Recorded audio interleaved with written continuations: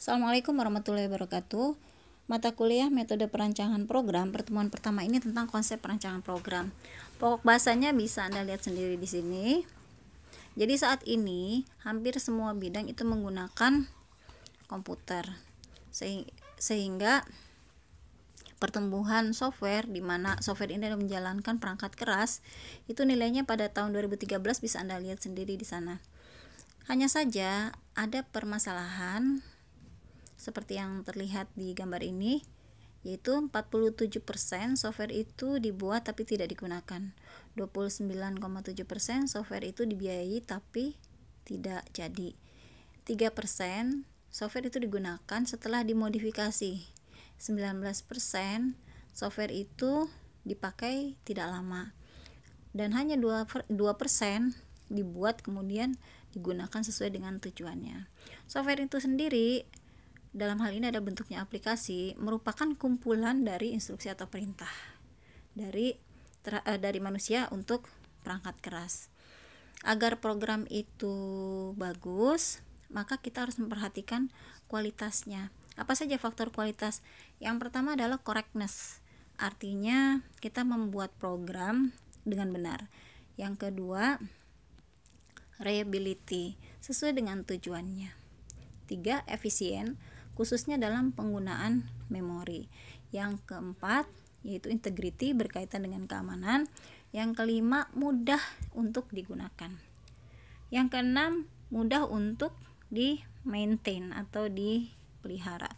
Yang ketujuh adalah fleksibel. Jadi kalau misalkan kita mau melakukan pengembangan atau penambahan fitur, itu bisa dilakukan terhadap program yang sudah kita buat. Yang kedelapan yaitu testability, mudah dilakukan pengujian. 9, portability, aplikasi yang dibuat kalau bisa berjalan di berbagai perangkat. 10, reusability, aplikasi yang dibuat itu bisa digunakan secara luas di berbagai bidang. Serangkaian aktivitas yang dilaksanakan dalam membuat software disebut dengan SDLC atau Software Development Life Cycle. Serangkaian aktivitas itu apa saja? Yang pertama adalah analisa kebutuhan.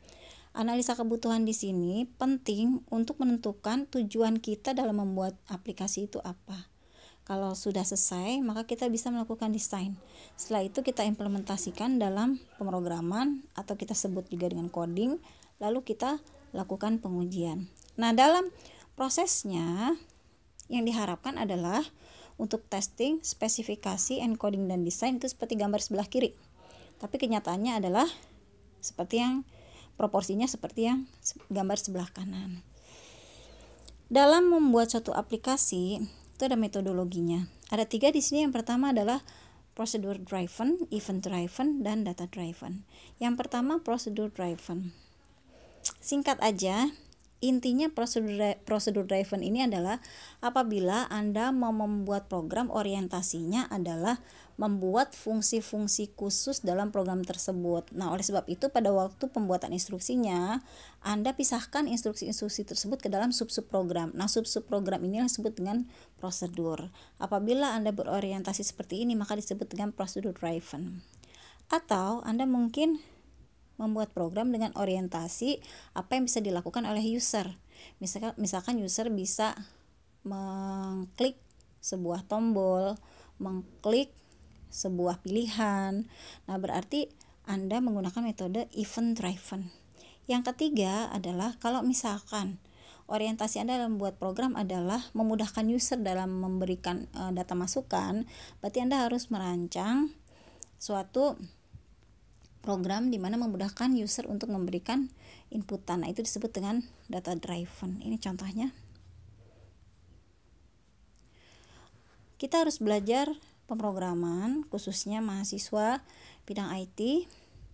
Pemrograman itu adalah proses menulis, menguji, dan memperbaiki serta memelihara kode yang membangun sebuah program komputer. Belajar pemrograman itu bukan cuma belajar coding, tapi juga kita harus tahu metodologi pemecahan masalah. Kenapa? Karena program ini kita buat untuk berbagai bidang yang berbeda karakteristiknya. Permasalahan di bidang-bidang tersebut kita harus bisa memahami kemudian memberikan solusinya. Selain belajar tentang metodologi, kita juga harus tahu teknik pemrograman. Kenapa? Karena permasalahan bisnis itu semakin kompleks sehingga dibutuhkan teknik pemrograman. Ada apa saja? Yang pertama adalah pemrograman tidak terstruktur. Pemrograman tidak terstruktur seperti namanya tidak terstruktur. Jadi baris perintah ditulis tanpa mengikuti struktur tertentu. Yang kedua adalah pemrograman terstruktur. Berarti pembuatan program mengikuti struktur tertentu. Contoh misalkan dalam program itu ada yang namanya struktur sequence atau berurutan. Yang kedua ada struktur perulangan atau looping. Yang ketiga ada struktur keputusan atau decision. Yang ketiga adalah pemrograman prosedural dan yang keempat adalah pemrograman modular. Sebetulnya hampir sama ya. Jadi di sini maksudnya program itu dibagi-bagi menjadi sub-sub program, di mana setiap subprogram itu berisi baris-baris perintah yang mempunyai fungsi tersendiri. Kalau di dalam pemrograman prosedural, setiap sub-sub program itu disebut dengan prosedur atau fungsi. Sedangkan dalam pemrograman modular, setiap sub-sub program itu disebut dengan modul. Yang kelima yaitu pemrograman berorientasi objek. Maksudnya adalah kalau dalam bahasa pemrograman secara umum itu kan ada namanya tipe data. Tipe data dasar ada 5. Kalau dalam C++, 5 itu yaitu int, float, char, string, bool. Nah, kita juga bisa bikin tipe data. Kalau di dalam pemrograman berorientasi objek, tipe data yang kita bikin disebut dengan kelas. Nanti kita akan bahas di materi tersendiri mengenai OOP ini. Belajar bahasa pemrograman itu apa yang dipelajari? Yang dipelajari adalah sintak dan semantik.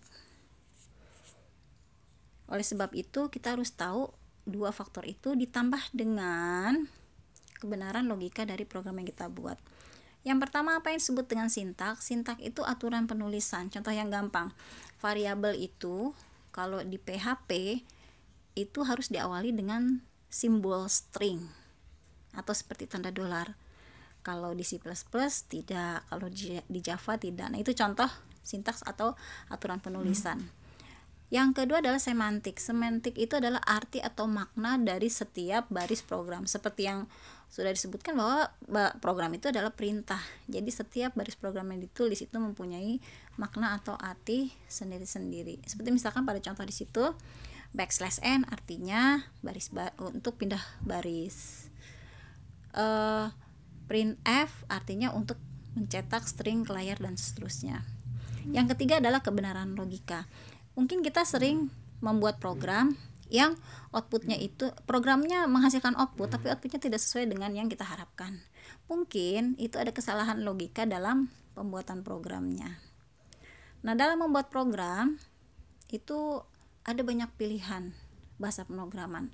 Kita harus tahu apa saja jenis-jenis bahasa pemrograman. Ini dilihat dari levelnya ya. Yang pertama adalah bahasa tingkat rendah, yang kedua bahasa tingkat tinggi. Tingkat rendah sama tinggi di sini, rendah bukan berarti mudah, tinggi sulit. Rendah di sini maksudnya adalah bahasanya itu dekat dengan mesin. Jadi pada waktu kita mau membuat programnya itu kita harus tahu spesifikasi dari perangkat kerasnya, khususnya adalah prosesornya. Nah, jadi nanti instruksinya akan mengikuti dari perangkat kerasnya. Sedangkan bahasa tingkat tinggi itu lebih dekat dengan bahasa manusia. Seperti misalkan di situ contohnya Algol, Fortran, Pascal, Visual Basic. Di dalamnya ada instruksi-instruksi yang menggunakan bahasa manusia. Seperti misalkan for, if, dan lain-lain. Lalu di sini ada paradigma bahasa pemrograman. Ini terbagi dua. Yang pertama imperatif dan deklaratif. Yang imperatif yang mana, yang deklaratif yang mana, Anda bisa lihat di situ dari strukturnya. Di sini saya akan menjelaskan apa maksudnya imperatif dan deklaratif.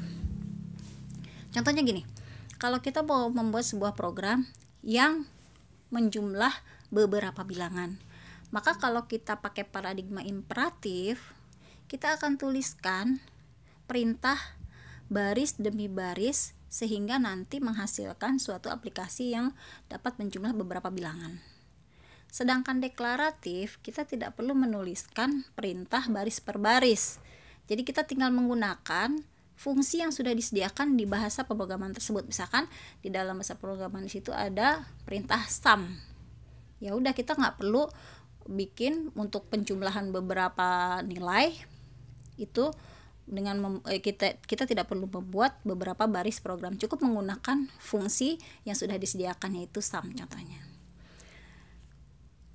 Kalau misalkan kita tadi di atas ada beberapa jenis bahasa pemrograman ya, ini dilihat dari levelnya, lalu kita pakai yang mana gitu dalam membuat program. Atau pada gambar ini misalkan ada yang imperatif, ada yang deklaratif, terus ada banyak macamnya. Terus yang bagus yang mana? Di sini ada kriteria bahasa pemrograman. Yang pertama adalah clarity, simplicity, dan unity. Jadi bahasa pemrograman itu harus jelas, kemudian sederhana, dan merupakan satu kesatuan. Yang kedua, itu dapat dikombinasikan dengan fitur bahasa pemrograman. Misalkan kita membuat sebuah aplikasi berbasis database menggunakan Visual Basic. Nah, di situ misalkan kita bisa menggunakan database-nya Access atau MySQL. Yang ketiga, kewajaran untuk aplikasi. Maksudnya, suatu bahasa pemrograman itu pasti punya sifat seperti bahasa pemrograman pada umumnya. Contohnya misalkan dia punya tipe data, punya operasi, dan punya struktur program. Yang ketiga adalah mendukung abstraksi. Yang keempat, mendukung abstraksi di sini adalah memungkinkan kita untuk membuat tipe data baru. Yang kelima adalah kemudahan untuk diverifikasi. Misalkan saja kalau kita melakukan pengujian, itu kita bisa lakukan. Atau misalkan kalau kita salah dalam membuat program, kemudian di situ ada error message yang bisa kita pahami sehingga kita bisa memperbaikinya. Yang keenam adalah lingkungan pemrograman. Berarti di situ misalkan saja kita bisa ngetiknya di aplikasi apa nih, kayak misalkan C++, kita bisa ngetik di Borland, bisa ngetik di Dev, bisa ngetik di Codeblock, dan lain-lain. Kemudian yang ketujuh adalah portabilitas program. Jadi program itu bisa kita buat di perangkat keras apapun. Yang kedelapan adalah biaya penggunaan. Biaya di sini yaitu cost untuk misalkan eksekusi program. Jadi jangan sampai eksekusi programnya lama, kompilasinya lama, kemudian sulit untuk dilakukan pengujian. Di bagian akhir ada beberapa topik pertanyaan yang bisa didiskusikan dengan teman-temannya. Demikian pertemuan pertama. Assalamualaikum warahmatullahi wabarakatuh.